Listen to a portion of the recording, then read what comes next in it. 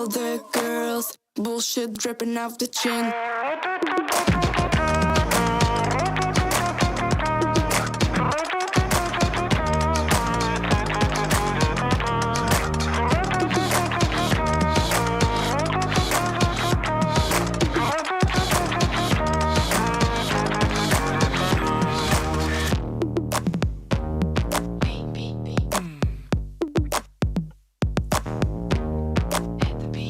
I gotta hit the beat. I gotta hit the beat. You drop this. Yeah. Like they're bringing anything to the table. Good morning, everybody. Y'all know the voice, y'all know the sound. It's your man, James Williams. DJ Exclusive is in the building. Good morning, everybody. Good to see you all. I feel like I haven't been here in so long, but I'm here now. So welcome. Y'all grab your coffee, your tea, whatever it is you need to get your morning started, man. Like it or not, it's about to go down. Good morning, everybody. Bullshit dripping off the chin. All night long, but the feeling keeps kicking in. Beef with all the girls. Good morning, family. Good morning.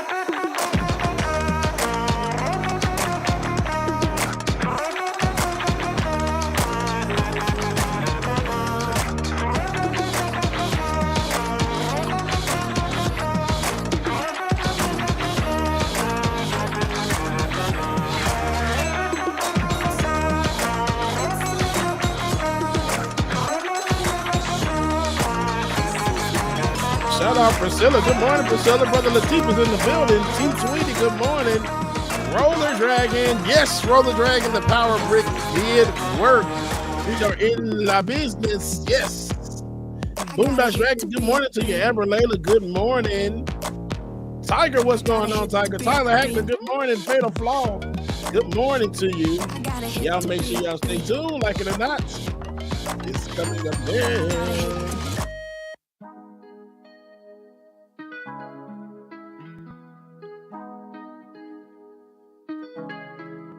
When I go with confidence, when I go to roll our hips and take a sip on it, take a trip on it. When I go, you can go slow. Wind it up all night, baby, take your time. Iris Jones, good morning to you. When you turn me around, when the neighbors yell turn down. I'm laughing because what tea do rich people buy? What tea do rich people buy? Property. No.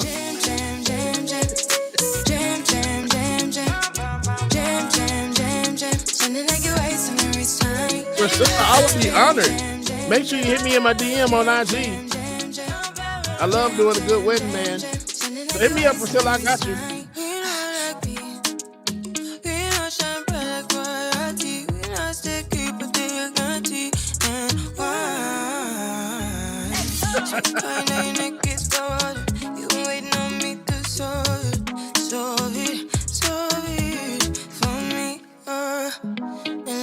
Promises manifesting. Good morning. Gary Anderson, good morning to you.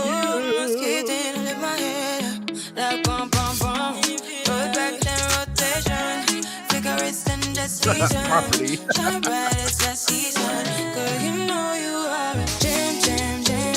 Oh, here's a good Christmas one for you. How much does Santa pay for parking? How much does Santa pay for parking? Nothing. It's on the house. Oh, now. Yeah. Kareem Ransom, good morning to you.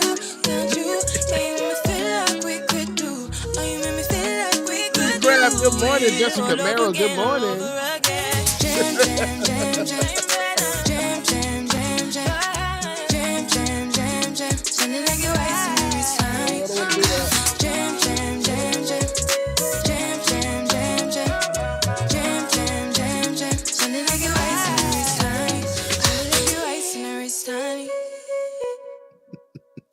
What do you call a constipated detective? What do you call a constipated detective? What do you call a constipated detective? No shit, Sherlock.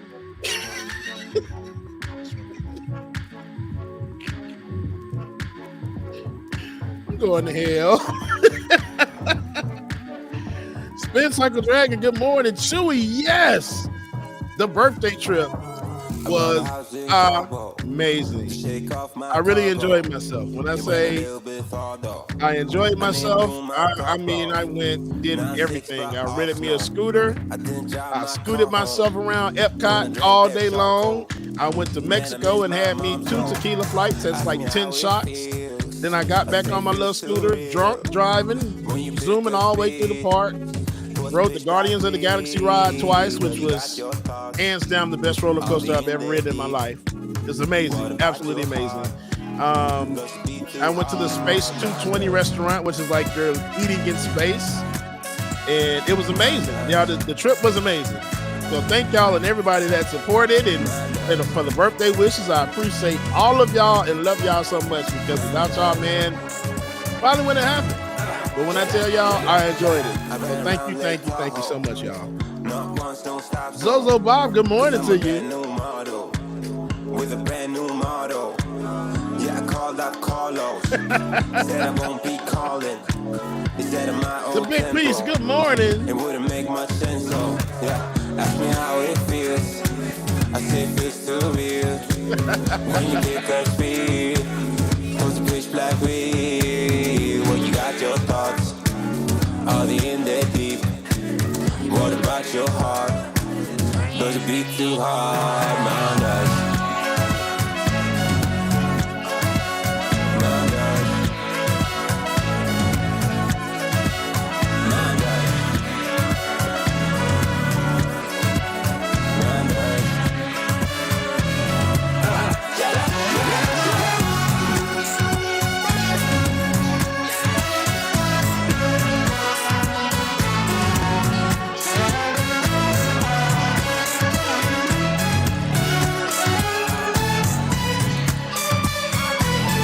All right, y'all. Y'all know what time it is. The Queen is in the building, so it's time to get this show started. Like it or not, it's about to go down. But before we do, welcome to the Plastic Surgery Addicts Group. I see a lot of new faces here today.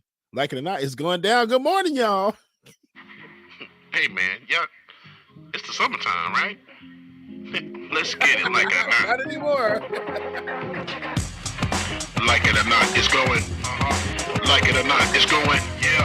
Like it or not, it's going. It's going. It's going. It's going. It's going. Like it or not, it's going.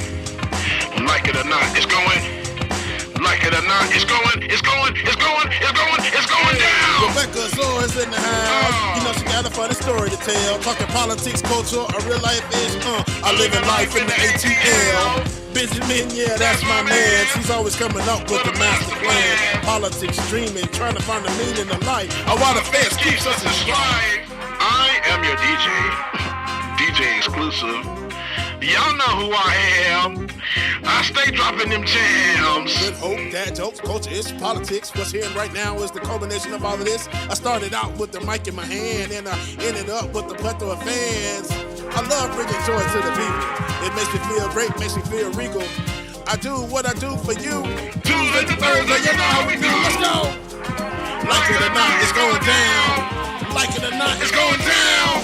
Like it or not, it's going, it's going, it's going, it's going, it's going down. Like it or not, it's going. Like it or not, it's going. Like it or not, it's going. It's going. Hey man, let's start this damn show. Like It or Not with Benjamin Dixon starts now.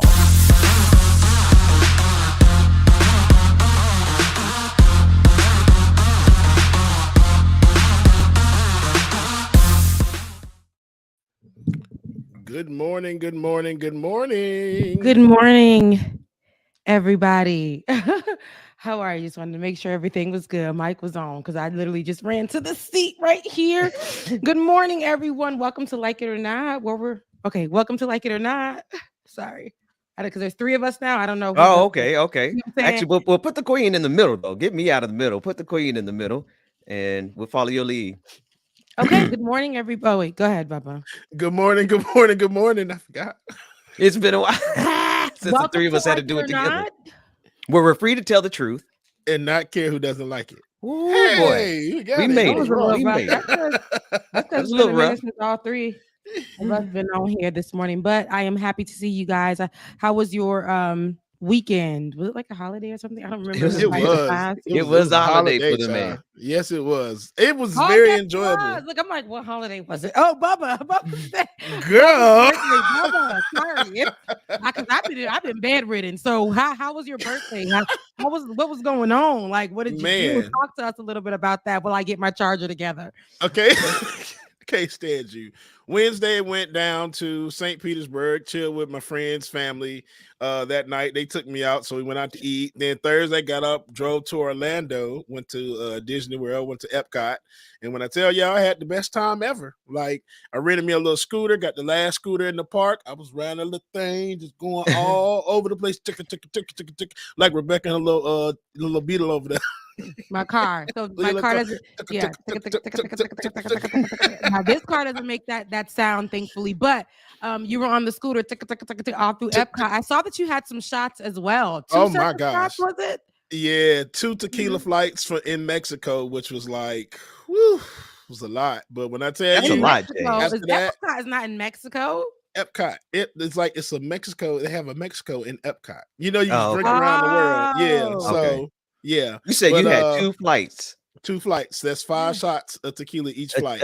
Each flight. Now, granted, they only had half shots, so I would say the equivalent of 5 shots. 5 shots. Okay. But I mean, even still, after that's that, a lot, bro.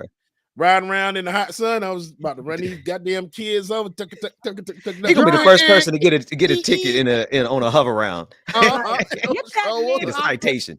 Get that man off of that scooter. Meanwhile, he going so slow, they just can't stop him. Can't stand going so damn slow. Stop him, and no one can stop him. Oh, man. But then after that, after I did my little drinking, rode some rides, I got on the Guardians of the Galaxy ride like twice, which is probably about the best roller coaster I've ridden in a long time. I got on there after drinking the shots, and when I tell y'all, the second time was so much better after the shots, because it's just like, man, because the ride spins you around all over the damn place. It's a 360-degree roller coaster. Man. James, wasn't the tequila flights enough? You had to get dizzy on top of that. Yeah, it was like the best thing ever. Really? If that's what an acid trip feels like, sign me up. No, just playing. Did you roller coaster ride that went viral where they did a loop-de-loo and a person threw up at the top of the loop-de-loo, and then when they came back down, everybody got splattered? Yeah. Yeah. So thankfully it wasn't that bad. Hold off on the drinks when I get on I can't. My stomach is very light too. I wouldn't be able, because like I don't know where that drink goes when I drink it, but it doesn't go all the way down. So it's like right here, and then it's indigestion. That's old age right there. So it's heartburn, indigestion, all of the gas. It just don't go down. Okay, don't go down. Like it or not, it's not going down. Yeah, it's not going down.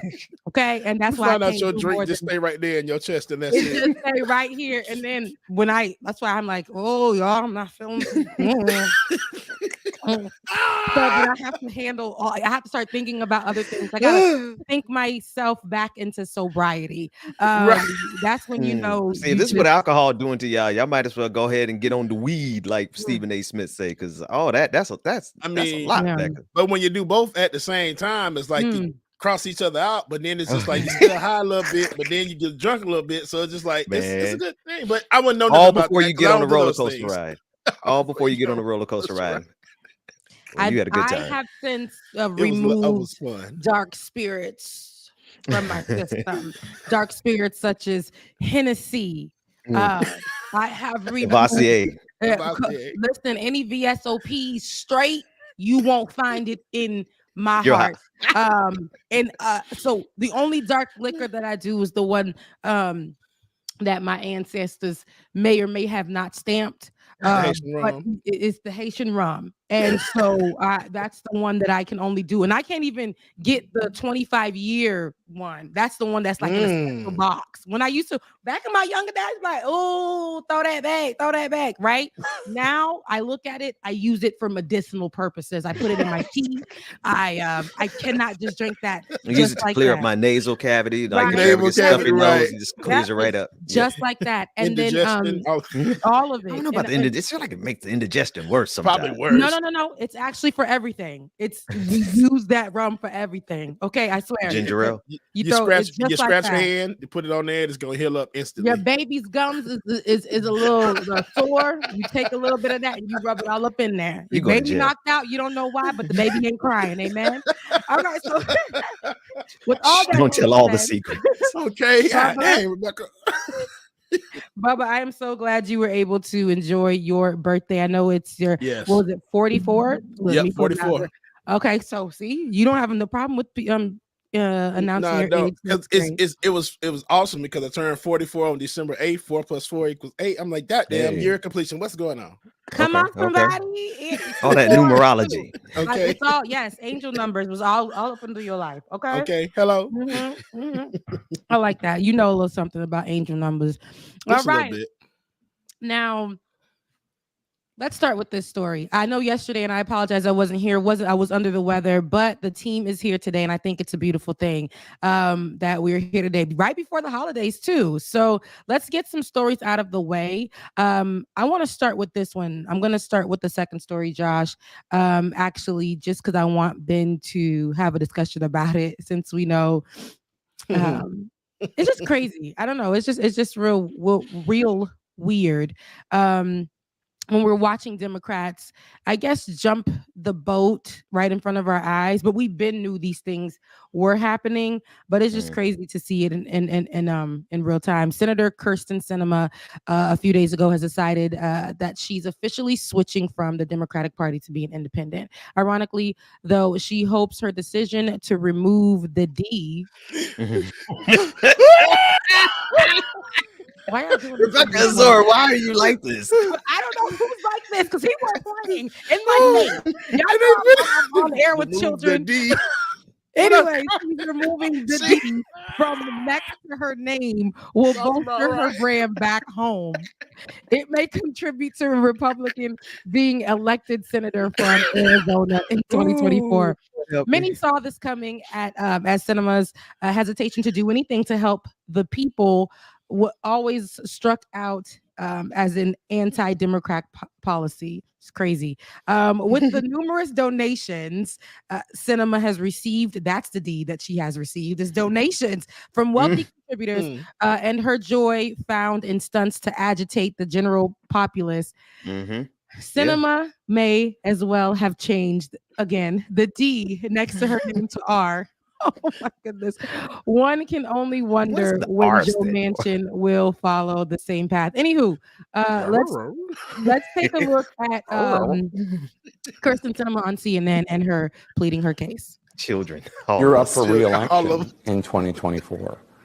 This move means, I suppose, that you're not going to be running in the Democratic primary for the Senate seat? Well, I know this will probably be disappointing to folks, but I'm actually not even thinking about electoral politics or talking about that at all right now. But doesn't this increase the likelihood that your run for re-election will be tougher because you will not only have a Republican opponent, you may even have a Democratic opponent? You know, I don't make decisions based on what the easy road or the tough road is. I have always tried to make decisions based on what I think is right. And for me, it's very important that we have a discussion at home in Arizona and here in the nation's capital about reducing the partisanship and just focus on solving the challenges that we face in America. The challenges we face are great. They're significant. We cannot solve them by using partisan attacks. We cannot solve them through a partisan lens. And I want to be a part of having that discussion and showing that there is a different way. Would you ever run for president? No. Never. I don't want to be president. Of course you wouldn't win. Okay. Many a time on the show, you have discussed Kyrsten Sinema, and there was another one, like one of her Democratic partners who don't represent, I guess, Democratic. Joe Manchin, yeah. Joe Manchin. So, but together, you guys have constantly called them out on this platform about saying, like, they do not move in what we would say is democratic. They don't move democratically, right? They move they walk in Republican ways every time they're needed for a vote or something. Right. They are never there to help or assist. It's almost like they were put there by Republicans, as she's like a sheep in wolf's clothing. So what do you have to say about this switcheroo that she believes is more bipartisan than anything? I mean, honestly, I think we just get rid of her, right? We have to make sure that under all circumstances that she is no longer in the Senate, because she has, like you said, she's been moving with Republicans. I remember the photo shoot. Somebody could drop a link. The photo shoot that she took with Mitt Romney, where he was like catering to her on his hands and feet with cake and stuff, and they were making it, joke about it. But the reality is Kirsten Sinema used Democrats, she used progressives, she used liberals, she used the Green Party to get her way into the Senate. And as soon as she got there, she sold out to corporate dollars. I mean, that's who she is. That's what. Then the other thing I would say is, could you not see? I mean, I know you could. I wanted to hear you talk about how phony this heifer is. Yeah. Like, she really thinks that this is about her and bipartisanship. Nobody in the country believes you. Not even the donors who are donating money to you. They know that you are a sellout, Kirsten Sinema. So nobody believes you getting on national TV trying to act like you're really concerned about crossing the aisle and being bipartisan. You're concerned about the D, donations. You're concerned about the true D, and that is donations. Okay, money, money, money, money. That's what I see when I see her. Honestly, she's never been one to. I don't know. I've never said Kirsten Sinema. She's the one that did the curtsy for the $15.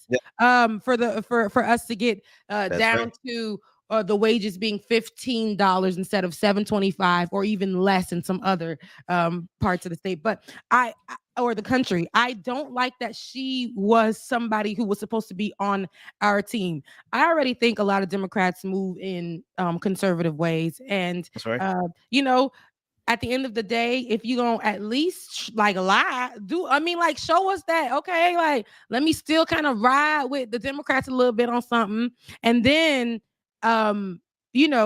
show my ass at the end when I'm leaving. But she was showing her behind the whole entire time. And people tried to make excuses for her in the beginning. And then it's like, almost like, to me, she was matching Marjorie Taylor Greene's energy. Speaking of Marjorie Taylor Greene, like her, Kirsten Sinema, all these people, Bober, attention seekers. Yes, attention seekers. Put it nicely. Will go into on a mic, and these are supposed to be our leaders. These are supposed to be our leaders. These are people who will go on a mic or go in front of people, embarrass us. Like, and I can't say for I'll say for Kirsten Sinema, because she was supposed to represent liberals and free people and all that kind of stuff, and be for the constituents, and be supportive of things like abortion, be supportive of things like raising the wages, be supportive of things. Try to say that for shoot. I felt you on that. It was killing me. It was killing me. My mind was like, it was going crazy. It was killing me. But no, but she was supposed to be supportive in a lot of things, and she sat there on Bill Clinton's camera. Sat there up on them people, and literally would be like, here's the family photo, and sis ain't even in the middle representing independent. Like you said, she's over there shaking hands with the enemies of the ones that democracy, the ops, right? The ops in the Republican Party, not the ones that's a little bit like, you know what, abortion. I had a feeling. She said. Go ahead, Ben. No, I don't mean to cut you off. I was just thinking, like, she sat there and she triangulated, what's the number one way I can get the most attention? That's money. her politics. That's her politics. Like, she knows that she can get all the news coverage if she is the rotating villain, where she's the one who, like you said, she did the curtsy and got and voted down the 15-hour minimum wage. Like, she's intentionally put herself in opposition to the very people who got her elected, but she does it simply because it brings attention to her. And she believes that it's her pathway to being the romantic comedy of the United States of America. All the way, you know, she dreams of being the president. We're just not that into you, Kirsten Sinema. Don't even like you. You don't even go to this school. You don't even go here. Like, girl, just go away. And these are the type of people that we would have never known if we didn't have social media. We would have never. Is she supposed to be somebody in her 30s? Or I think it's like she looks like Marjorie Taylor Greene. They don't look alike, but it gives that vibe. Same energy. Same energy. I'm sorry. Same energy. Marjorie Taylor Greene recently, and I know we don't have that in the document, but Ben, I know you've seen this as well. A lot of our leaders right now, or the nation's leaders, are just showing who they are. Just out here in these streets, like not giving a damn, because they know they're either not gonna be removed, or nobody's really gonna challenge them. So Marjorie Taylor Greene stood up on in somewhere having a conversation about January 6th and said if she would have led January 6th, they would have been armed and they would have basically won that war against the people. And she said that with her own mouth on the microphone. Yeah. Like, this is who represents us. This is who represents us.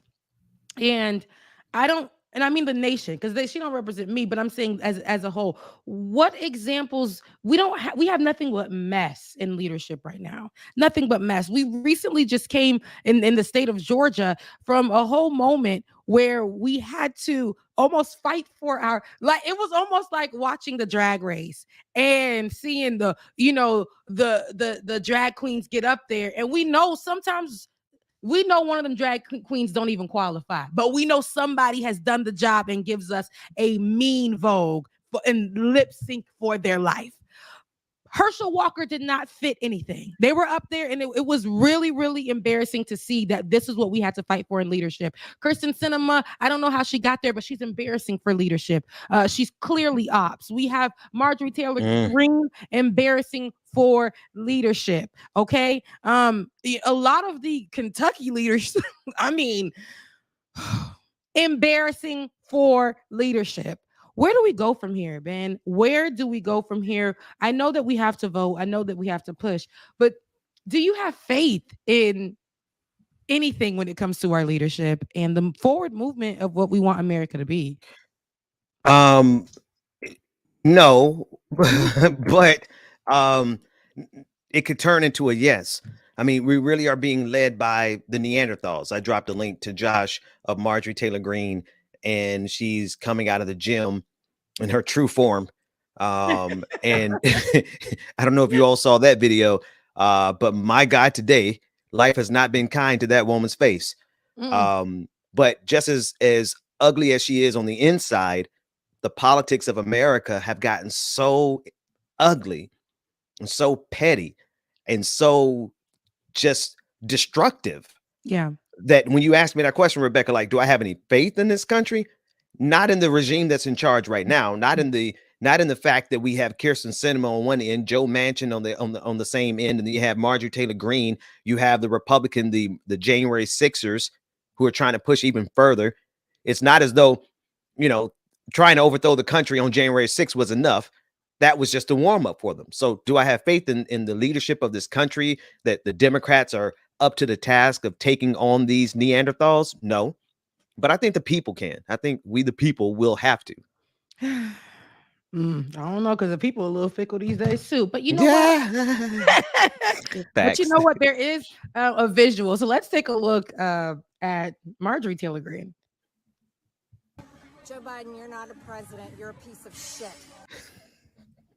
That small clip there in itself is showing us our representation in America. And they're getting so bold. and there's no respect anymore. Like, this used to be a conversation you had with your party at y'all little, holiday party, your Republican holiday party, conservative holiday party. No, put her back on the screen. I'm sorry. Go ahead. Where they're secretly going to get abortions, Botox, whatever they can go do.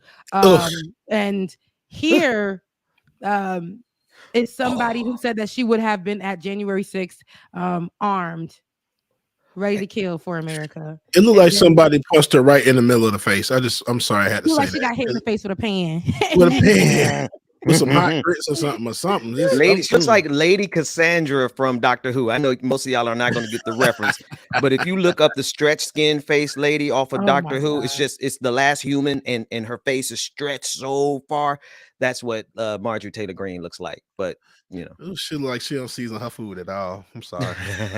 She looks like she looks like her gas stinks real bad. I'm sorry. I hate to do it. Like clear the room kind of stuff. Oh my God. Remember when she was out there discussing a lot of I mean, look at her. Who would be attracted to that? Ben. Remember? No, she really is pulling like they're Republicans over there, the little fanboys, like, oh, she's so hot. What? Well, actually, she looks about her age, or what? How old is she? I was going to ask that question. I don't want to say she looks about her age, and because I've seen other people age beautifully. Come on, in her 30s, looking like she's 50. In the queer community, but this is what being a Karen does to you. I would say. This is what evil does to you. Yes, it ages you right. like milk. Sorry, it ages you like an avocado. It ages you like the moment you flip the banana and you look at it for 2 seconds and you turn around and you come back and it is dead. It is dead. Wow. She's 48 years old. Okay. So 48, that's it? Marjorie Taylor Greene. I don't have much for her. I know that her feet are dirty because she had on flip-flops when she was walking away. And she was trying to say, she tried to say it was a conspiracy. Oh, that's crazy. That's crazy. She tried to say it was a conspiracy. I think the Stoneman Douglas shooting. And she also pushed more of Alec Jones's talking point from years before, decades before. And with children in high school or school shootings, elementary school shootings, she just pushed that, especially on Facebook, created groups, led groups on Facebook. I don't care what she says. She can make those comments and say that if she was there on January 6th, that she would have been armed and all this other stuff. She was already a part of January 6th. She was already a part of January 6th. That's what. Thank you. Because I do not give it that. We do not care because we know you were there. We do not care because we know you were there. Mm-hmm. Don't play with it. Don't play with it. Don't play with it on this Tuesday. And she ain't had nary gun. She's talking about guns. She ain't had that nary gun on her. She was there. But the people that she sent there did. Yeah, they had guns. Well, She had to make sure the blood wasn't on her fingertips or her dirty feet. Wait a minute. Did they have guns? I can't. My mind is so foggy because I know at a certain point, strapped. January 6ers were strapped. I'm trying to think of the folks who actually went into the building, because if they had gone into the buildings with guns, then it's so long ago and so much has happened this year. Wow, is it so long ago? Because it's just yesterday. Did they have guns in the Capitol too? Like, my goodness. They were strapped taking pictures with the guns on their body. Oh man, these white folks. I'm trying to remember they're wild. Zip ties. I'm gonna have to Google that. They wild, man. They get away with anything. Outside of the Capitol, they were coming off of the buses strapped. Little Charlie Kirk's in them buses strapped. His 80 buses. This boy has sent 80 buses to January 6th. Anyway, sorry. Whew. Marjorie Taylor Greene. So they were guarding the doors with their guns. This is what I remember. They were guarding the doors with their guns. The ones that had items, they were going in. So the ones that were challenging the officers and the cops were outside of the Capitol. Because I'm trying to remember when we were watching it that day. And then the other ones were bringing like zip ties. Hang on a second. It was crazy. There's a fact check. Yeah, there's a there were guns recovered. Yes, some were left. Okay, hang on. Okay, I'm reading here, but okay, so they weren't blatant with it. Some of them they were on camera outside of the property or like right. I gotta see. I gotta see that. I just gotta see that. I ain't saying you're wrong, Rebecca.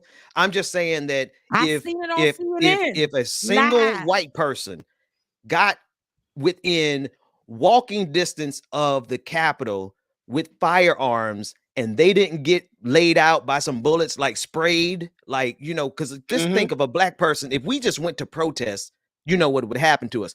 Had we had a gun, if we had left our hotel rooms with a gun, a sniper would have been sitting on the rooftop already to pop us. It just blows me away what white men can get away in this country. Knowing you left there with the gun in the proximity of the Capitol, you left like the area with the gun to walk towards the Capitol. Maybe we wouldn't have made it 1 foot outside the door. We wouldn't have made it. Not at all.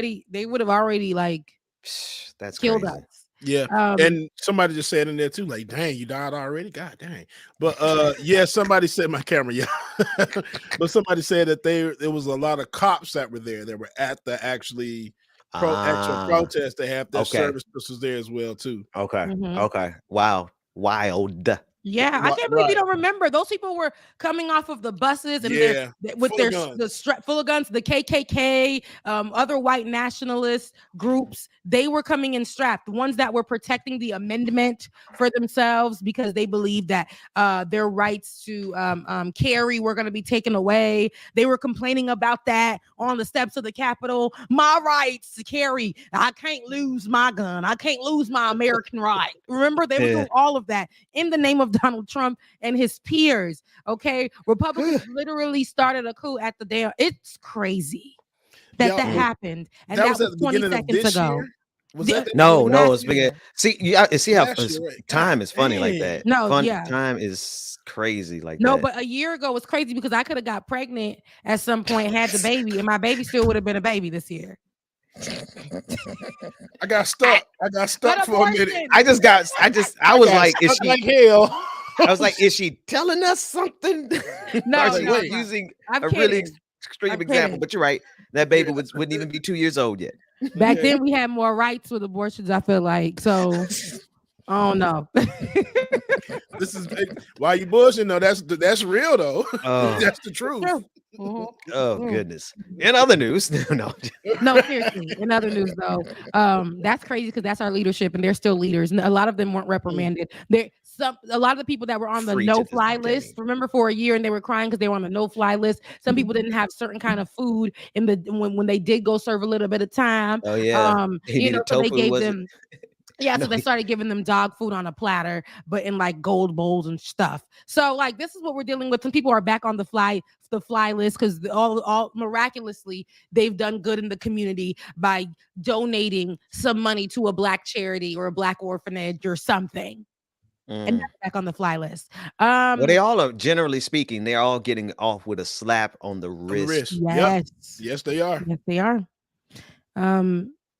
So tell me if you think about when we go back to the conversation of George Floyd, if when we go back there to that conversation, if you think that these officers or the officers involved are getting off with a slap on their wrist. The ex-cop Thomas Lane, one of the former Minneapolis police officers. Becca, check the update in the refresher reader on that particular one. But I have to agree with you that when I'm looking at the sentencing, I didn't even think I don't think the cop who literally had his boot on the neck, Derek Chauvin, I think he got off with a slap on the wrist. But the other culprits, as they're coming down right now, their sentences are so light that it's like they can get away with anything. Same thing. Yeah, it seems like they're getting the same exact sentence. So hopefully this is the update that I'm looking at. It's the same one that I dropped yesterday, so it must be the update. A former Minneapolis police officer who assisted in the fatal. Are we there? Is that where we are? Just want to make sure. Okay. He had the wrong name, child. Okay. That was from September, child. It was wrong and strong. But it's okay. We got you. Well, what was picked up on my system was something so different. The algorithm. The algorithm was tripping a little bit this morning. That's all. A former Minneapolis police officer who assisted in the fatal restraint of George Floyd, was sentenced to 3.5 years in prison Friday for his role in the killing.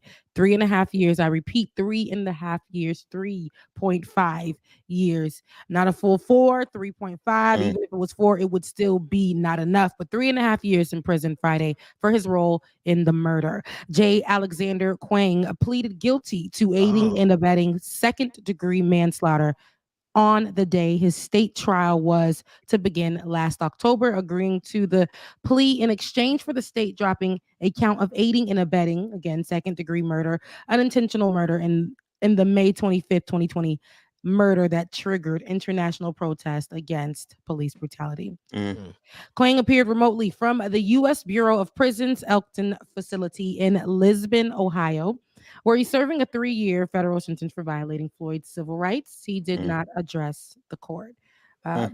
So you see what I'm saying? Let's. It seems like it, because Rebecca, you said Thomas Lane, and I can see where it comes in that, because the sentences are the same. Both of them are currently serving 2.5 to 3 year sentences in that other prison, and both of them just got this 2.5 to 3.5 prison sentence, I'm guessing, for the federal charges. So it's just like, it's all the same thing, and these are literally slaps on the wrist, y'all. That's literally all this is. They're trying to appease people. It ain't gonna work.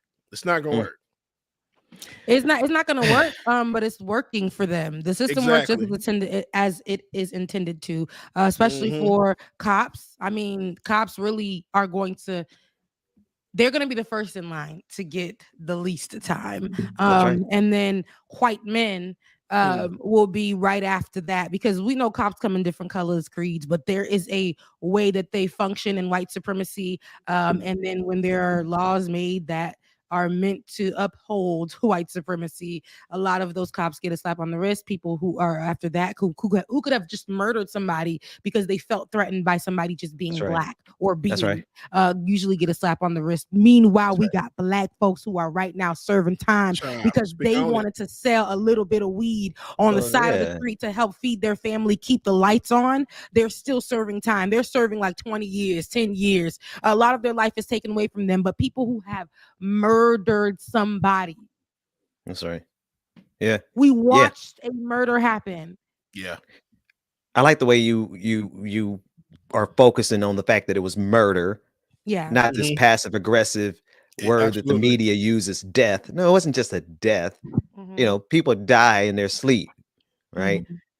He was murdered by these guys. We've seen it. And this guy, and you Kueng, me and Bubba we were debating.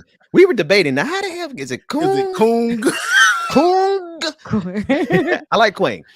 J. Alexander. Somebody in the audience is going to give us the phonetic spelling of it. It ain't even a minute now. But he was the guy that was, if I'm not mistaken, he was the guy who was also physically owned George Floyd, not like Officer Tao, who was observing. This guy had his body, if I'm not mistaken. And so to me, and he's black, he's part black. I don't know what percentage, but to me, it just shows you that the police force does something to people that strips away not only their blackness, but their humanity, that allows them to participate in this and not object, not say anything, right? And it's the police culture. We talk about no snitch culture in the hood all the time. Everybody wants us to get rid of the no snitch culture. The biggest no snitch culture, the biggest gang culture in the country, the police force. Absolutely. I don't know if y'all heard, like over the weekend, they just released body cam footage. I think it was yesterday, of an officer shooting a man armed with an axe. With an axe, bro. It's like you have time to. It's one of those things where, like you said, there's no humanity. Instead of this man shooting to disarm, you shoot to kill. You shot this man in the head. You could have easily shot a leg or arm or anything where he would have dropped that axe. So it's like you said, these cops have no humanity. They feel threatened. The first thing they'll do is shoot your head, shoot anything they can, and it needs to change. I don't know if it is. I don't know if it's going to change. They've been doing this for a long time before we had cameras, before we had VHS, before, remember back then, what Rodney King, all that, before they started rolling the camera over the shoulders that they picked up, before we had all that, they've been doing this. Historically, police officers were made to act like this, function in this way. I've watched them run the streets of NYPD. just bothering people, harassing people just because they have on NYPD uniform. It is officers in every creed. I remember covering back in 2017 when a lot of these police were killing folks then, and me and Ben were just covering another murder, another shooting. It was just so much for us. But I saw an NYPD union get together, and like a fraternity club, and make a commercial about them needing protection and donations and support at the time, before they really coined thin blue line as they did, and they just were like, will you save NYPD?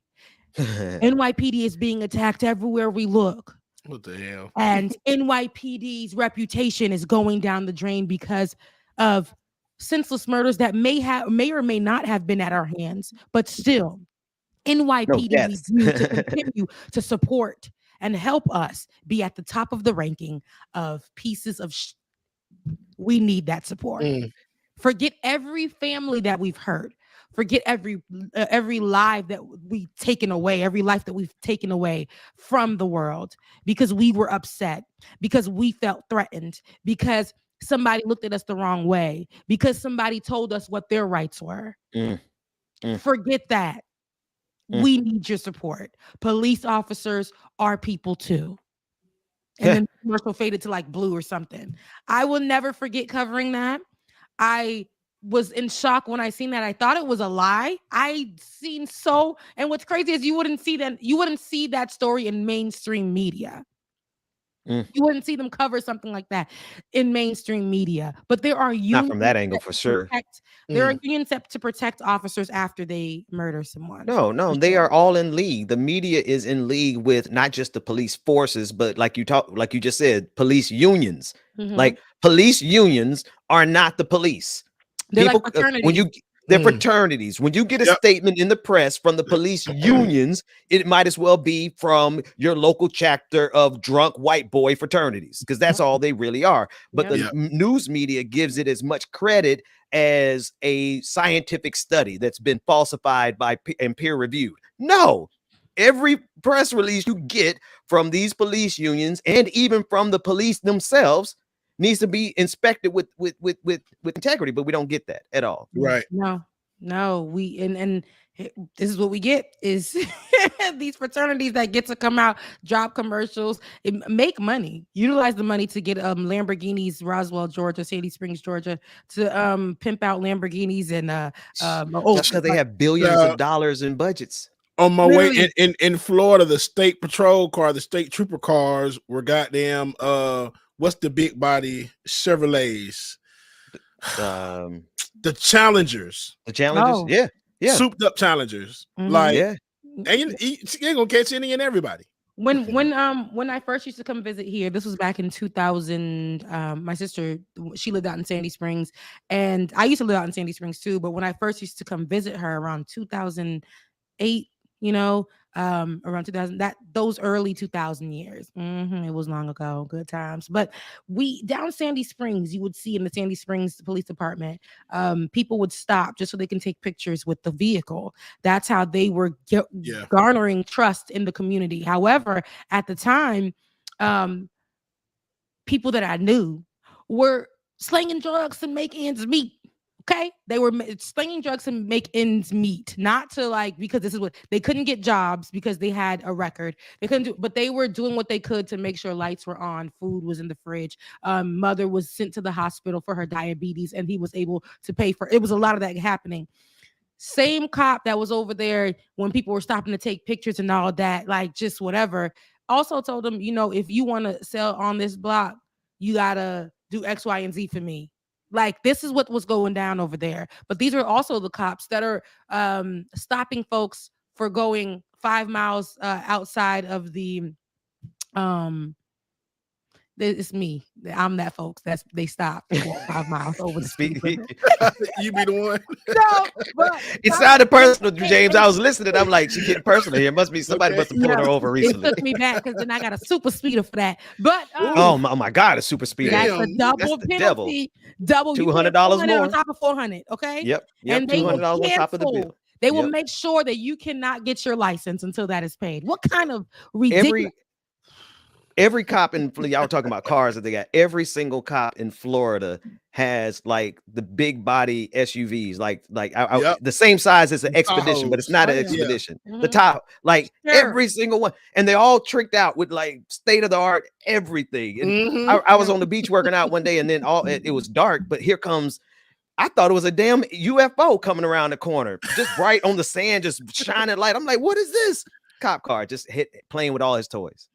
Yep. And they got too much money and they get away with everything they want to get away with. I will never forget. We played this clip of a child, and he's on his little truck, and he's going. So cute, right? 2 baby black kids, and like you could tell it's a black community, and just going on his little truck, and then the police pulls up behind him. And the baby gets out and floors it. The fact that the baby knows that he has to do that when cops come is crazy. That is not funny. Not funny. The baby turned around and said, the baby one arm get out the car and ran, right? He saw the cop lights. The baby floored it out of there. Do you hear me? The baby was running, and the police officer was running behind him, slow or whatever. But this is what, like, even babies know. Why are we laughing? To trust the damn cops. This is why I can't take y'all. Let me move on. All right. All we know is F the police. That's how I treat them. We buy way out of jail, but we can't buy freedom. See, we don't quote his lyrics no more because he a dumbass. I quote those lyrics. Who that? I don't know who that is right now. Kanye. The one back then, he said, F the police, Kanye. That's how I treat them. We buy our way out of jail, but we can't buy freedom. We buy a lot of clothes, but we don't really need them. Things we buy to cover up what's inside, because they made us hate our wealth, but love our, but they made us hate ourselves, but love their wealth. That's why Shorty's hollow with a Yes, those were good lyrics. Those were good Graduation. Now, what I know is Graduation. What song off of Graduation is that? That's the When It All Falls Down. Falls Down. Oh no. That's late Rich. Okay, 2 albums earlier. I'm trying to erase Kanye out of my memory. I was one of the biggest fans of Kanye. I don't know who the person is today. I don't F with that person, but those lyrics, those got me through school. Those got me through a lot of things, but I don't like that. I liked him better when he was dating the girl who put up the rock sign, the Delta. He should have stayed with the Delta. Listen, he's never been the same since dating outside of, and we'll move on here. Hello, because we can talk about the Kardashians all day. Because me and get on and leave your ass for a white girl. He prophesied on it. He prophesied over himself. Remember he said that, and he prophesied over himself. Shit that he had Nia Long and Tracy Ellis Rossen, and she's like, "Girl, he gonna leave your ass for a white girl." And he did. And then the thing about it, Kardashians didn't mess up all these black men. Reggie Bush, Lamar Odom, Lamar. Did any of them make it out okay? Lamar doing all right now. Lamar went through some stuff, bro. Lamar went through some stuff messing with the Kardashians. Like, it could have just been him, right? But you ain't gonna tell me all those black men just happened to be broken when they went to the Kardashian house. No, they have black babies, and I think that's all that really matters for the Kardashians. Let me have a black baby and let me move on. Yeah, $200,000 a month in child support. 18 years. Yep. 18 years. Yep. Now, speaking of white folks profiting off of black people, I like where this is going. According to the outlet, this is going to be C1, Josh. According to the outlet, Shudu is the first AI model, and she's been booked and busy within the first 2 years of her career. She was featured in Vogue, Hypebeast, V Magazine, and WWD. Fronted campaigns for Ballman and Alessi. Graced the red carpet at BAFTA 2019 awards, wearing a bespoke gown and a Swarovski, gown by Swarovski. And mind you, she's an AI. Released her own record and was named one of the most influential people on the internet by Time. Who is this? I never heard of this person. I'm going to tell you. While Shudu is booked, I said she was an AI, artificial intelligence, online. While Shudu is booked and busy as a black woman. Yeah. The people behind it who own it. Let's get that picture up there, Josh. There isn't a black woman or a black man behind the digital supermodel earning the coins. In fact, Shudu was created by a white creator named Cameron James Wilson. With AI characters like Shudu, it is noteworthy to point out that she not only appears to be black, but an indigenous African. It is also important to note that she has European features, which could be due to her being created by white men. A similar instance of AI generated features causing an uproar on social media happened earlier this summer. Remember, we covered it right here on Like It or Not, when AI rapper by the name of FN Mecca was signed. Ultimately, he was dropped from Capitol Records after exhibiting what many believe to be stereotypical black behaviors, all under the control of white people. On the screen right now, you see Shudu. Take a look at Shudu. Now, an AI digital model. That nose has been chiseled as much as the Sphinx in Africa. Okay. Like, yeah, she's beautiful. What's crazy is I've never seen her. And she's won all these awards. Right. Never heard of her. This is what happens in this in these spaces. People that don't make real strides, they'll make up something and say these people made real strides. Who was sitting at the voting desk? I couldn't tell you who was sitting there. It's almost like the Grammys. It'd be like whoever's sitting at the table who knows somebody who knows somebody. What's the most popular? That's what you get. I've never heard of Shudu. Before FN Mecca was mentioned, I never heard of FN Mecca. So yes, there are very, very much European features here on this indigenous African model, digital model. And so the thing is, this is how white people will always view beauty. They will make the distinction onto what they think will look good on dark skin. Dark skin is something exotic, is something beautiful, is something whatever to them. But also they know that black is trendy right now. Black is something, especially dark skin, because it's on every shirt. We're saying that we are voting for everyone black, having that short hair or features from Africa, but then being able to control how it's seen. That's what this is how they'll do it. Can he get a picture of the, I hate to use this word with the image of a black woman on the screen, but Josh, can you get a picture of the owner of this AI technology and put his pasty behind up on the screen for us? This is digital blackface, period. Yeah. Now, because I'm gonna tell y'all, she looks like Willow Smith if Willow Smith was this color. Like if you compare or put a picture up with Willow Smith next to her, they look just alike, but just dark. Have you ever heard of the singer Amara La Negra? She's a Dominican singer. Okay, so she's like, and a lot of people were online saying that she doesn't represent the Afro Latina community. Yet you can look at her and see that she's very dark skinned. However, she does have European features because of her, I guess, Dominican side and where it comes from and all that stuff. But people find that to be exotically beautiful, and they'll search and try to create that. They don't want a wider nose. They don't want a dark skinned girl with some kind of a lighter colored eye. The contrast between the skin and the eye is just exceptional. It's beautiful, and that is normal for or that would be something normal for a white person to look at all the time. They want to see, and this is digital blackface for me. I don't ever want any white man or white person to create or be and this is the first digital model, okay, that's walked runways or that's sported clothing of big name brands. A lot of this is created by white folks. I think we live in a day and time where now they don't even want to show us who they are. I guess this is who he is, or she. Or they, I'm not sure what they this is who they are. But okay, I didn't realize they were they, but click on. Now they serving a little bit, but I'm like, I don't care if they got sauce. They're still. They got a little sauce. They got some sauce. We'll give them that. It doesn't. We're not talking about their sauce or anything. We're talking about them being white creators of a black model who we didn't even know existed. And then when we see the black model, it's almost like, why do white people have to be at the head of this? The same thing with the FNK Mecca or whatever that rapper was. The man said he didn't even get paid for them to use his likeliness for that rapper.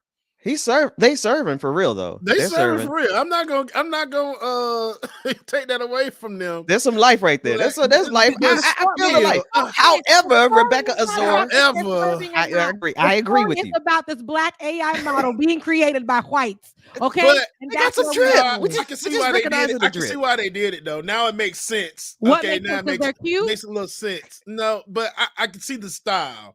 And no, it's another conversation. The model isn't about style, baby. Let's keep the focus. The model isn't about style. I don't knock it when it comes to style. That person, they definitely were slaying. Beautiful. Love the style. Love the look that they're wearing. Love how they're rolling it. But I don't like when we have people who do not look like us, who come from communities that don't look like us, don't understand. Change the way black actually is, what it looks like, what it is to be normally black, and to be at the head of that.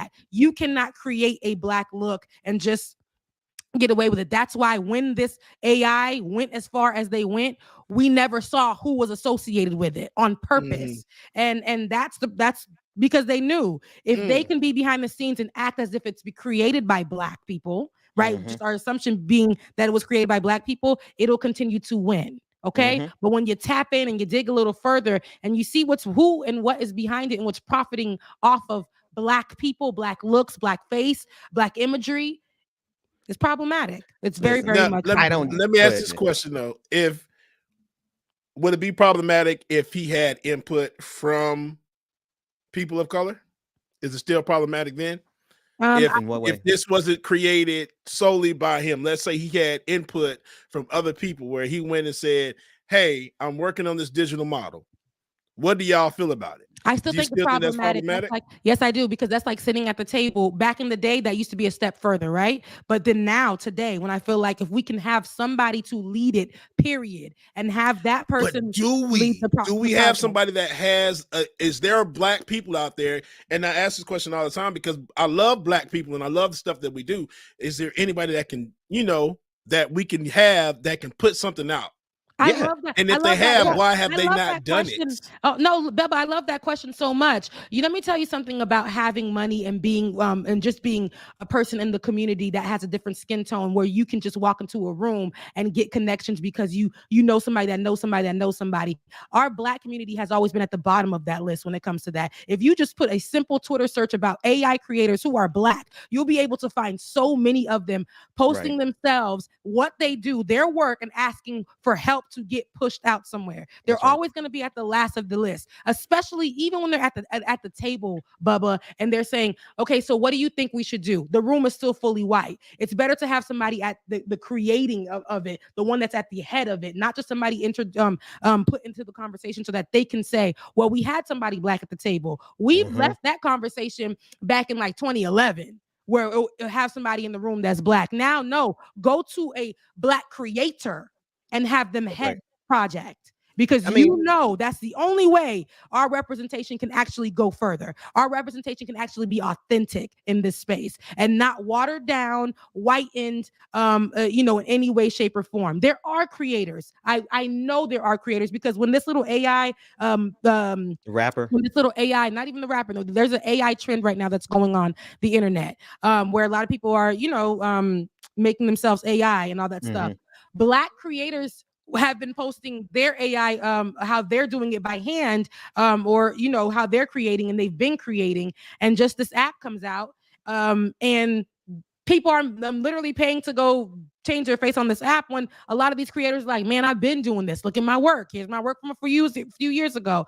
But you see what I'm saying? So this is where we are with it. The opportunities that are given to people who just happen to be white or have white background or have deeper connections, is easier. They can literally wake up one day and be like, "I want to do this," and partner with somebody that knows somebody just because of partnership.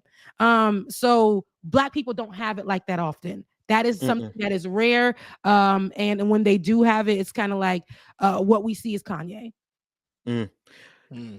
I agree with everything that you said, Rebecca. I just know that actually, let me start here. Have y'all seen what's the Cash Me Outside girl? What's her name? Bad Bunny. Bad Barbie. Is it all right? I'm like, bad. What is it? Is it Bad Bobby? I've been saying it It's wrong. Bad Barbie. Or Bad Y'all Baby. see how black she is now? Bad Barbie. Yeah. She got like she wear her wig. She do what she need to do to make sure she keeps that blackness.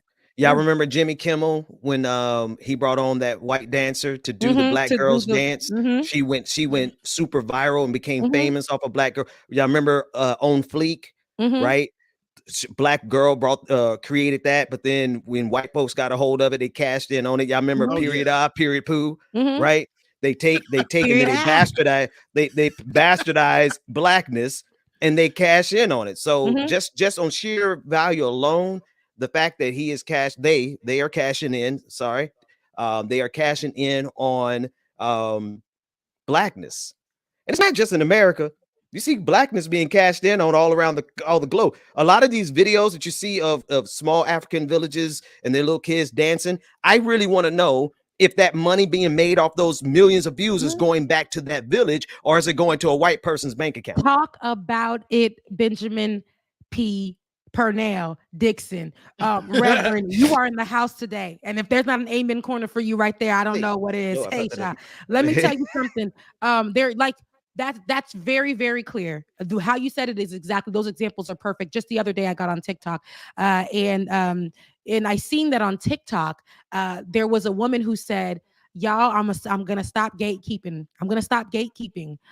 There's a store that has everything that you need to go shop at." White woman. She's walking down the streets of New York, and I'm gonna tell y'all where I get my clothes from. This store is like, I mean, I found it and it's great. She thought she Christopher Columbus Rainbow. The store Rainbow. Yeah, look at you, Bubba. You know Rainbow. Ben, you know Rainbow. Rainbow, ladies. All my ladies right now. Y'all know Rainbow been around since time began. Okay? Since the dawn of existence. You just say time. Okay, I'm about to say yes. Rainbow, where we go and get our shoes that we know the heels is literally gonna start doing this after 3 wears. Rainbow, where you know the dresses was coming with the little necklaces at one point in time. Rainbow, you're not playing. Where we used to wear them thick old belts with them. Rainbow, the 3 founded 1935. 1935. It was Rainbow, where I used to go shop in Brooklyn when I didn't have no money after they work. stay colonizing stuff. In Brooklyn, 3 stories of Rainbow. You talking about that Rainbow? Baby, I used to shop there when I was in high school for every little outfit I can get. That Rainbow, white lady, you did not discover Rainbow. 1, 2. There's other people who will take black content, switch it up, and act like they created it, like you said, and get money off of it. The same content creator who was the black person will go on to share their story about how they created this content, but never was paid for anything about it. When a lot of those dance TikToks became viral in 2020, the Beyonce dances and things like that, there were 2 twin girls who made a certain dance, and white folks took it and danced it. Renegade, I remember the Renegade one was that's the main one. That was the main one. White folks took the dances and were cashing out on it to the point where Beyonce had to go and tap on those 2 girls and give them their light for even making that dance, as well as Renegade. There's a young woman for that song Renegade who made the dance for Renegade, made it go viral. Or the earlier times of making TikTok dances, a little young black girl.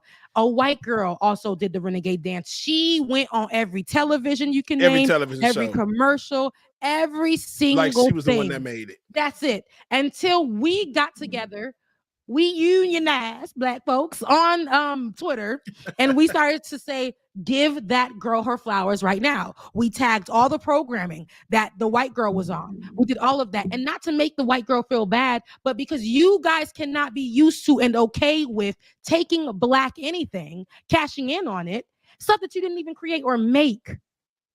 Period. Benjamin.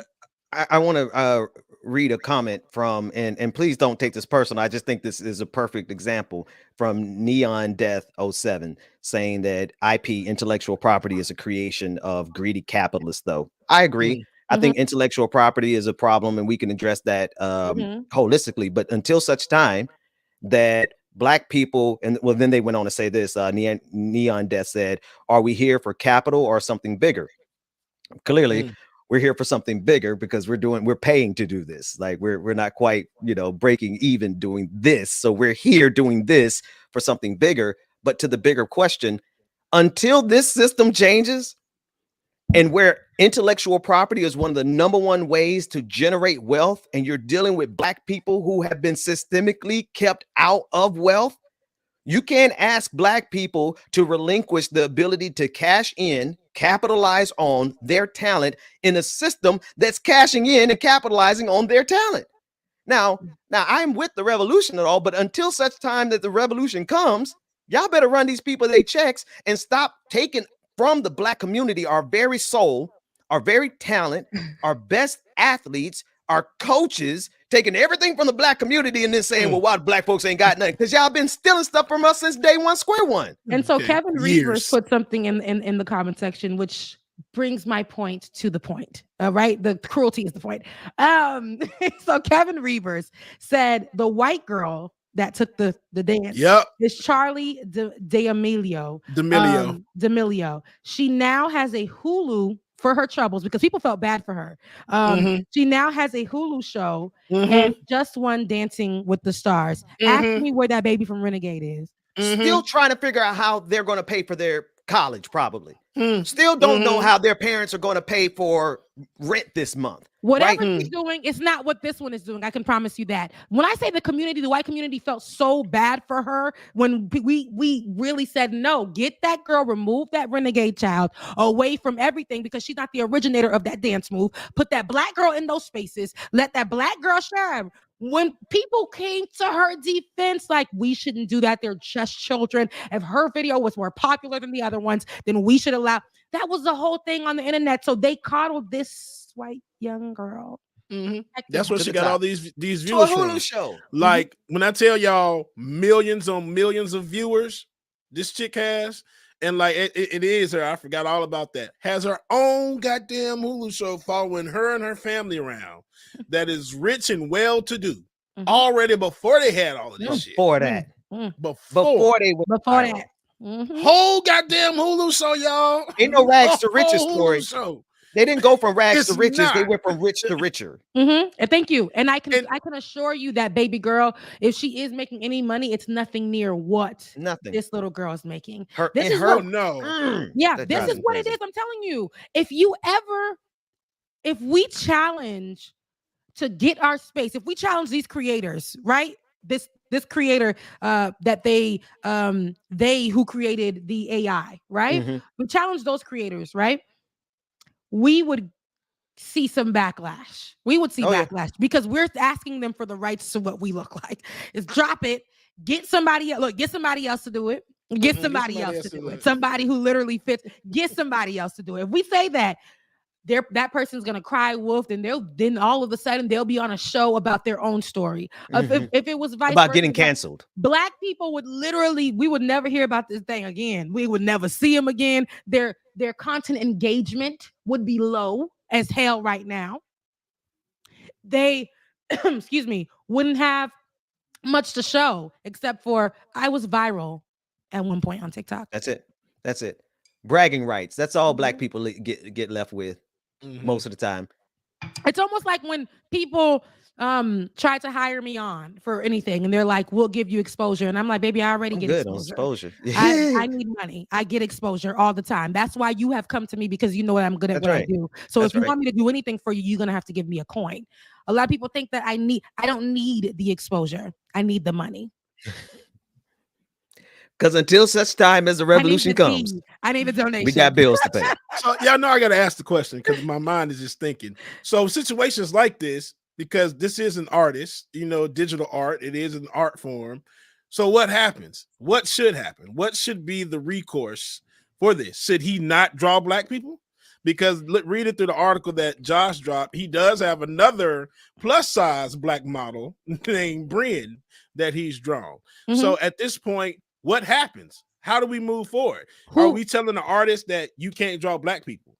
No. See if they can make the same coins off of drawing white people. Yeah, that's one. Oh yeah, hell, and that's now I will say he has some good artwork that he probably could, but yeah. Cruelty is the point. But no, I don't care if he's drawing a black person in a wheelchair, right? I don't care if he's drawing black trans people. I don't care if he's choosing other minority groups within a minority group. I don't care. It's the fact that we none of us knew. I'm not taking away from this person being an artist. I'm not taking away from them being a creator. No, it's just a simple fact that you knew to create your first AI model as a black person. Mm-hmm. You knew to create. I hope everything's okay, Bubba. You knew to create your first AI person as a black person and cash in on that, because you knew if you made a regular AI model, it wouldn't have cashed in. Black is something that people want to capitalize on because of its being exotic, because it's trendy. And that's what I see here. I don't care what community you come from. I don't care anything. Bubba, are you okay? Y'all know Ellen's DJ Twitch? Yeah. Black man. No. Yeah. No. Dead at 40 by suicide. Oh man. Not Twitch, that used to be on the dance show. Man. Not Twitch. By suicide.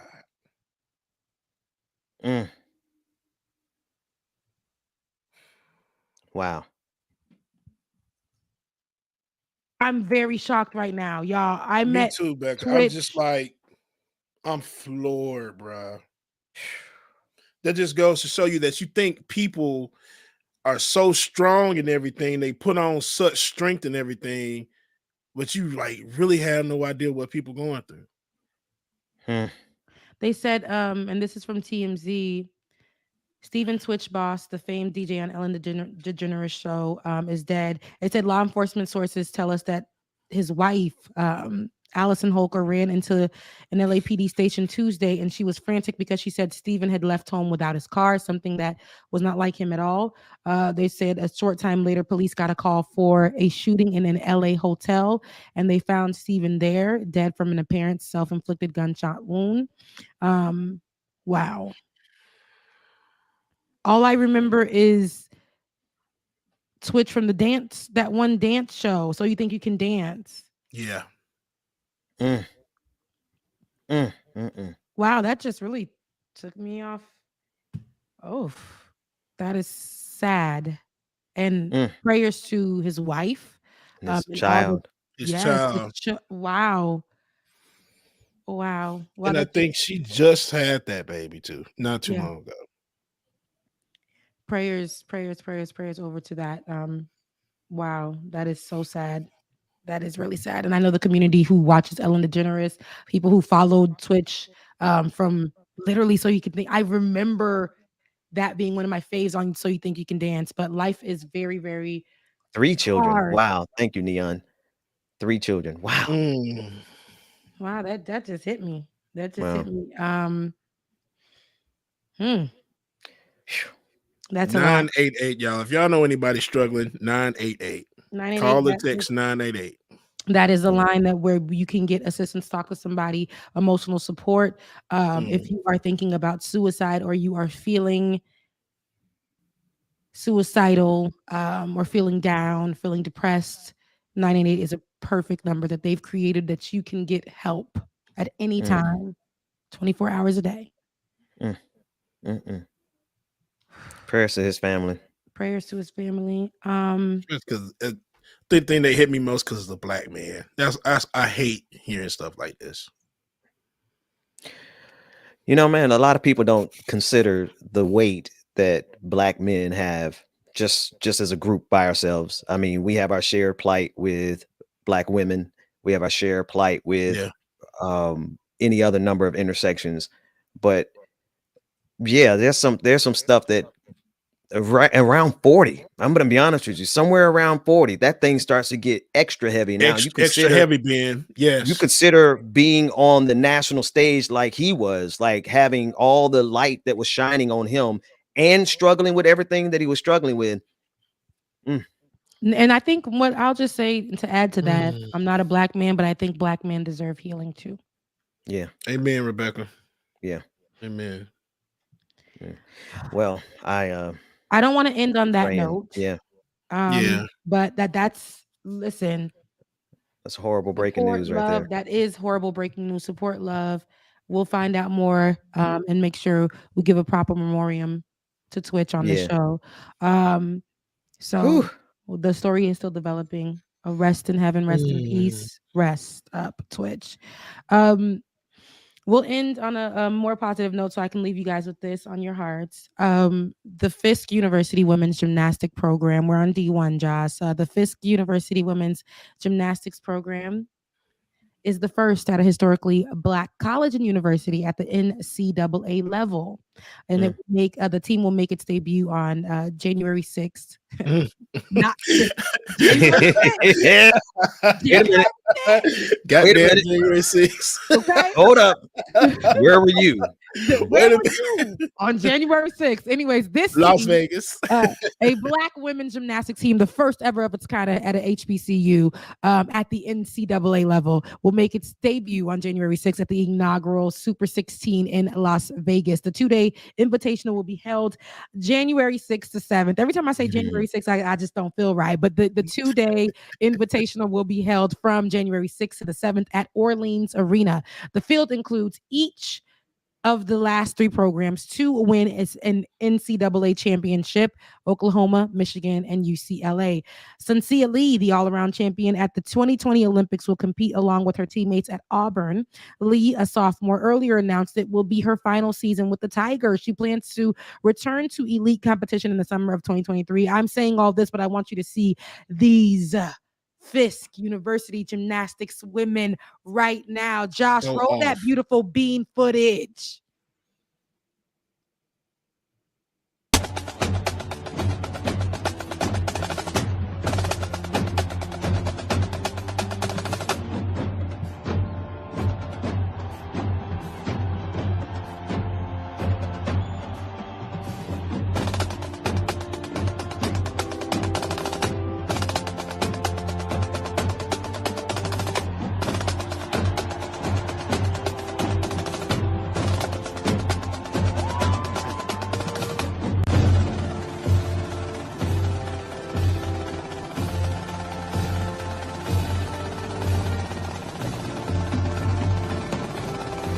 All right.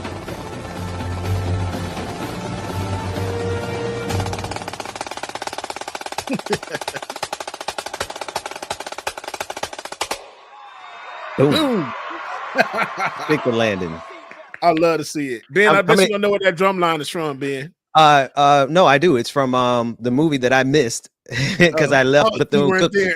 I didn't get to go. Drumline. I knew you were going to mention that, Bubba. Yeah, you know. You're going to mention that. But this is so beautiful to see gymnastics, because we don't see that. You don't see that at HBCUs, and you don't see a lot of Black women who enter that. We do see when the Black women enter it, and we make them big. Again, we make them big. We celebrate. Yes. How many times would you have busted your head, busted your behind? Many times, because that's not my forte. That's not what I do. That's not what I do. I was a dancer, but I was not a gymnast. Okay. And if you look at the gymnastics, we think about a lot of what we've seen in representation, and Gabrielle Douglas, Simone. We see these people hit the, and we love to see it, right? I love it. And so I'm seeing this at, women who are starting out or coming from being gymnasts, in their younger years, and they're able to take that on to their college years at a Black university. They are literally being built and loved on and trained in Black. Amen. And I love to see it. And the movements give me a little bit more sauce. You see, it's not just stiffness,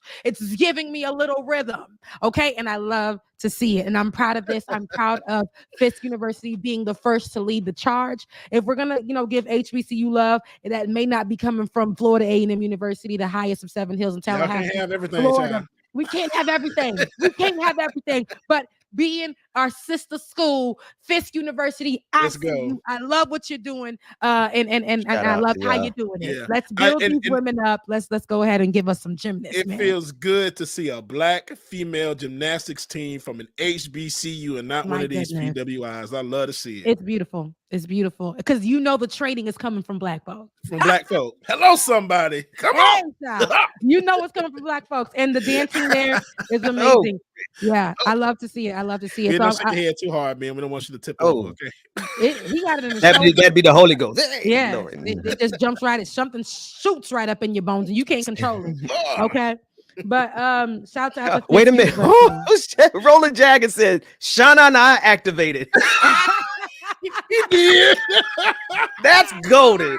That's great. Love that. But Sha-na-na is activated, and so is our time, which is deactivated right now. Guys, I gotta go. I could be with y'all all day. I wish that I had that time, but I do have to get back to work. For everybody who's watching, thank you for your support. Thank you for rocking with us today. We will still be giving you a 3-day work week, so we'll be here Thursday and Friday. What's up, Ben? I got to thank one person that I didn't have my phone last time I was on the air, but I want to thank. I've already thanked Latif, because Latif stay holding it down, blessing us in Cash Apps. But I also wanted to publicly thank Taj Tweedy. I didn't want to say the name wrong. Thank you so much for that Cash App, my friend, and just wanted to say that on air because it's a blessing. When y'all bless us, we want to recognize y'all. Thank you. And also, let me say thank you to Lisa as well too. I don't want to say her last name, but Lisa, thank you for my birthday gift.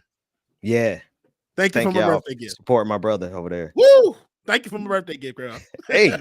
Now, Bubba, with that being said, I'm gonna need my I'm gonna need my ornament that was sent. Oh to me, I got yours too, man. Yeah, I need that ornament for my tree because I need that ornament. Okay. But I say that to say, no, thank you guys for supporting. Look at you. You guys are supporting us, especially in our time of need. This show needs your help. For everybody who's been helping thus far, I appreciate it. I love you. Everybody who's been rocking with us, everybody who is a Patreon right now. For those of you who want to become a Patreon, please head over to www.patreon.com/like it or not. www.patreon.com/like it or not. I probably don't have to say www whatever, but patreon.com/like it or not to become a Patreon. And for those who want to up their pledge, you can do it there as well. And for those of you guys who want to give to us directly, which is best because it gets the money to us where we can go ahead and pay for these programs that we utilize to keep it going for you guys here on the show every week. You guys can send it to Becca's Voice on Cash App, DJ X3C, and BPD 2018. Yes. So you guys, thank you for your support. I guess I come enough regularly. I can say it now. BPD 2018. No. I'll add you in because it's the holidays. Okay. I appreciate that. I appreciate you making room for me to come and slide. I'm trying to slide back in there. Thank you. Even though your name's still on the marquee and it still say the summertime, but 2 years later. No, look, because nobody ever listens to me on this show. Everybody do what they want to do. Look, Bubba, change the damn part of the summertime in the song. I'm gonna do it. I'm gonna do it. We better go to a whole new year. A whole new year and a whole winter. We are not in summertime, but nobody wants to listen to Becca. Ben, take that off the marquee. I told you where to go get it done. I've been out of commission. Now I've been holding it down here as the resident of the show. I love you guys so much. I'm always going to be inclusive, right? Look, inclusivity. That's right. Diverse. And so all of us, when we work together, I think we work great. So we will be working on our song change. Amen. And we will be working on the marquee just to be more inclusive. I love you guys so much. I thank you for your assistance. I thank you for your help. And I hope that you go and have an amazing Wednesday. Mwah. Enjoy your day, guys. Bubba wasn't ready for the music.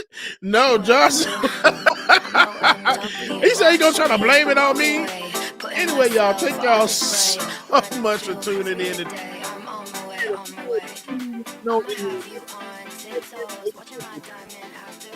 Have them call 988. Call or text 988 and get some help as well, y'all. Anyway, your affirmation for today. I love how my body helps me accomplish my goals. I love how my body helps me accomplish my goals. That's some real. Anywho, y'all, we will see y'all tomorrow. Love y'all, mean it. Do something nice for yourself. Deuces.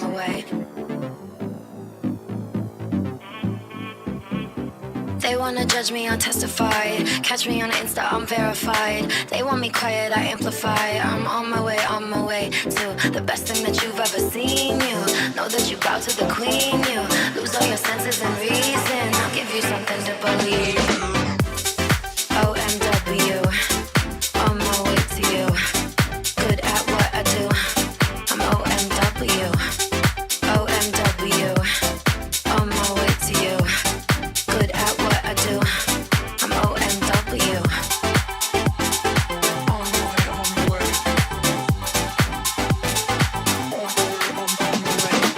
Yeah. OMW. you. Nothing left to prove. So enjoy the view, taking a picture like Malibu. I'ma have you on